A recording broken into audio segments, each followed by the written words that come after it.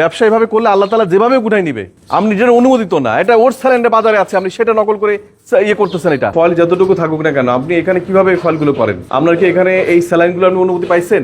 এগুলো মানুষের তো মিথ্যা বিজ্ঞাপন। আমরা তো জেল মুরাফি নামে আছে স্যার।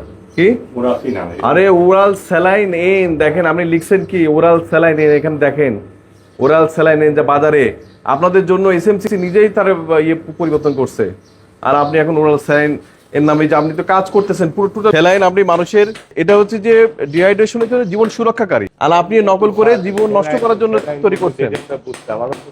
ভালো কিছু করে দিন, সেটার জন্য সবকিছু নির্ধারণ করে ড্রাগ এডমিন অনুমতি দিবে যে আপনি ওরাল স্যালাইন তৈরি করতে পারবেন কিনা, এটা জীবন সুরক্ষাকারী। এটার জন্য যতগুলো প্রক্রিয়ার ভিতরে যেতে হয় সেই প্রক্রিয়াগুলো আপনি মেনটেন করছেন কিনা, আপনি অনুমতি তো এরকম করতে পারবেন। ওর স্যালাইন না, সেটা ওরাইস নামে আছে, আপনি দেখলেন।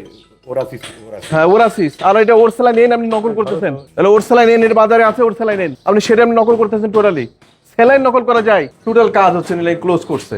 মিথ্যে বলতে বলতে এনাদের মানে মাথাটা খারাপ হয়ে গেছে। ব্যবসায়ী ভাবে করলে আল্লাহ তাআলা যেভাবে গুনাই নিবে, আপনি যেটা অনুমোদিত না, এটা ওর স্যালাইনের বাজারে আছে, আপনি সেটা নকল করে ইয়ে করতেছেন। এটা যেগুলো ক্ষমা করা যায় সেগুলো কিন্তু আমরা অনেক সময় ওয়াকবেল করে দিতে পারি, যেটা করা যাবে না। কিন্তু এইটাকে আপনি বলেন এই যে এটা যদি কেউ বানায়, আর আপনি যদি ধোঁকাপ্রাপ্ত হন কোনো দোকানে যে ওর স্যালাইন এন বানাচ্ছে কিন্তু এটা ওর স্যালাইন না, এটা অনুমতি নেই, তাহলে আপনার তার প্রতি কেমন রাখবে? আপনি নিজে যদি বুঝতে পারেন তাহলে মনে হয় অসৎ কাজগুলো থেমে যাবে। আর আপনার তো আপনি অনেক উন্নতি করছেন, ভালো তো এগুলো, আমরা কেন এই কাজটা করতে বলা বলেন তো?